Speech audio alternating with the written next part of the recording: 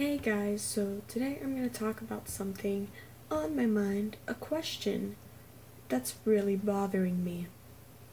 Why do we call it history?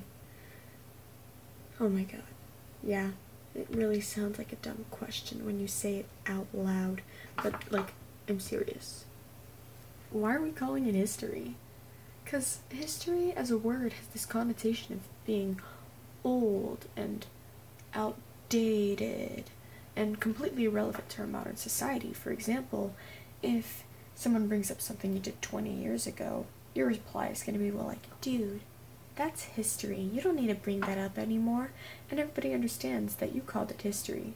So, that's no man's land. That's old. But, honestly, history, and just to clarify, I'm talking about history as, a class. For me, the study of the past, and for a lack of a better word, and to keep it simple, I'm just going to call it history, even though I disagree with the termature on a more symbolic level. But anyways, history is really relevant to our modern day. Why? Well, it's the gateway to understanding why we do things the way we do, and why we're in the situations we are right now. It's not necessarily, though, people have an idea of history explaining today and the sense of events building up. All these things happened in the past and they're the reason why we're here now. But rather, I look at it for a rationale, because there's this repetition of things, and if we can understand why something happened 20 years ago and we're having the same situation now, it can help us understand why is it happening now, okay? But some people, there's this notion that history repeating itself is almost inconvenient. There's this thought that we learn history in order to not repeat it. And the truth is, we shouldn't be repeating our history, but the truth is, we still do. Because, well, the past has been repeating itself for years. Almost centuries. We've been doing the same things over and over again. Anyways, to help explain this, I'm going to use a specific historical time period to start out, because, using all of history would make my mind blow, because that's just so much information. So, let's do one of my favorites, the Cold War. Now, let's summarize the Cold War very generally in case you don't know what it is.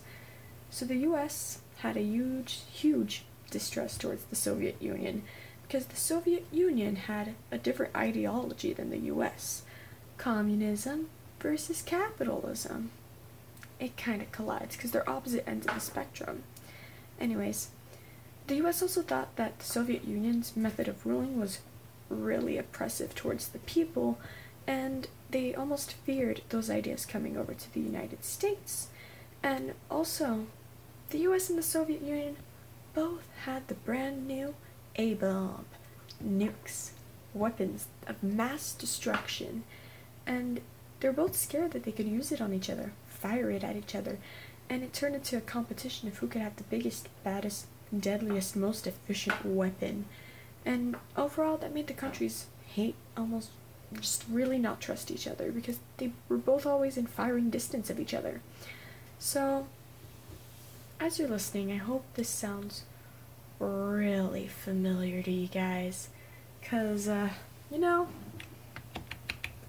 there's a distrust in our modern events towards a certain North Korea, because they have, a different ruling system than us that we find to be oppressive, and now we have this fight on who has the larger red button, aka best weapons, and we're in firing distance of each other, and there's almost a small internal crisis about, are we really gonna get a nuke thrown at us?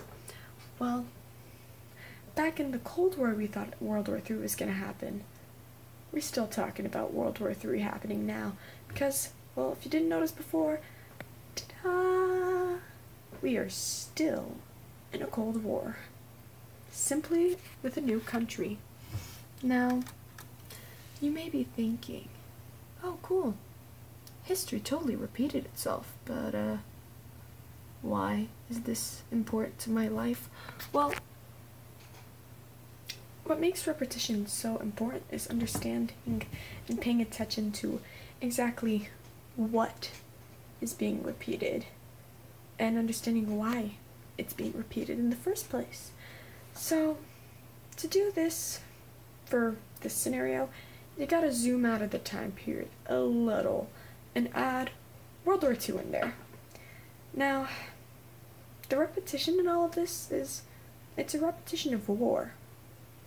Although the Cold War isn't really counted as like a war, it still is a war because we were still putting tons of money into our military budgets and creating weapons of mass destruction all the time. We were still fighting against a country, although it was never necessarily declared, and we never really sent soldiers over, but it was kind of known that we were at war. Anyways, so why did World War II happen? And why did the Cold War happen? Now that we know that war was repeating, let's look at the whys. Well, we needed money. That's pretty much what happened for World War II, at least. We were in the Great Depression, and although FDR's New Deal policies were awesome, they weren't fixing it. I mean, they were helping, but we weren't going to get out of the Depression anytime soon. So, although there are many factors to joining World War II, one of them was a major economic one, because the best way to get a country out of an economic crisis is to get them into a war. You mobilize industries, and tons of people have jobs now, either manning the factories back at home or being a soldier getting shipped off. It's a complete boost for the economy, especially when the United States didn't have the war on its own turf, so it could still deal weapons out to other countries and make money off of it. I mean, World War II made us thrive. And it was the same with World War I. Anyways, a little off topic there. And, well, with the Cold War, the truth is, we were benefiting economically off the Cold War. The media had things to report about. The news could go ahead and talk about the Red Scare and who was communist, who wasn't communist, talk about the new big thing Russia's doing, making people scared, making people view the news more, buy the newspapers. It was benefiting those businesses. It was benefiting manufacturing businesses, making nukes, working on weapons, funding scientists, funding business, helping politicians run their platforms. For example, Joseph McCarthy. He utilized fear of communism to get his way into the Senate. See, it was benefiting everyone. And truth is, war is something natural in their human nature. The United States always has a rival. It's almost like yin and yang.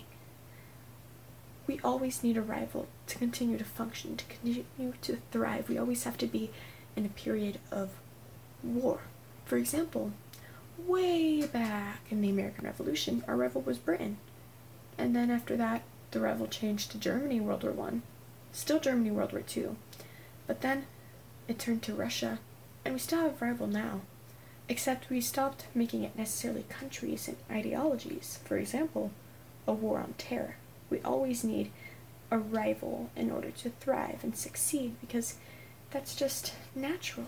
And in the end, let's zoom out even more of our scope, not necessarily the why as to the government works, but also learning about humanity. Because even though our technology changes, and our situation changes, and our economics change, the way the human mind works, there are some traits that don't change. For example, exactly that need for war, that need for a rival. It's something almost innate in us as humans. And we need it to be successful and thrive. And now let's look at now. Let's think, why are we in this thing against North Korea? Probably because we always need a rival. We always need someone to keep us on our toes using our military budget. And having a rival helps boost a sense of nationalism within the country. It's just, overall, war is almost a necessity. I'm not saying I condone it, but it's kind of part of life, and it's something that continually gets repeated. Although nowadays, something that's really cool to look at, which the Cold War completely introduced, is the idea that we don't necessarily go to war where we send soldiers with guns and mass body counts of death. The Cold War changed it, because the Cold War was the first time we were at war. We were still spending our military budget. We were still out there basically having the same sense of nationalism as we would in a war without actually declaring it, which reduces death a lot, and we're kind of sticking to it now. So that's my thought on history, just the way it repeats itself and the way we can notice trends in our own human nature, and the way that there's a balance between humanity and war. It's just really interesting, and it makes me think a lot about what's going on today. Because that's why I'm asking myself, why are we calling it history? Why are we acting like it's something old and outdated that's never going to catch up to us? Because the truth is, it has, and it always will. Because things in history always repeat itself. No idea is original. So that's my thought for tonight. Thanks.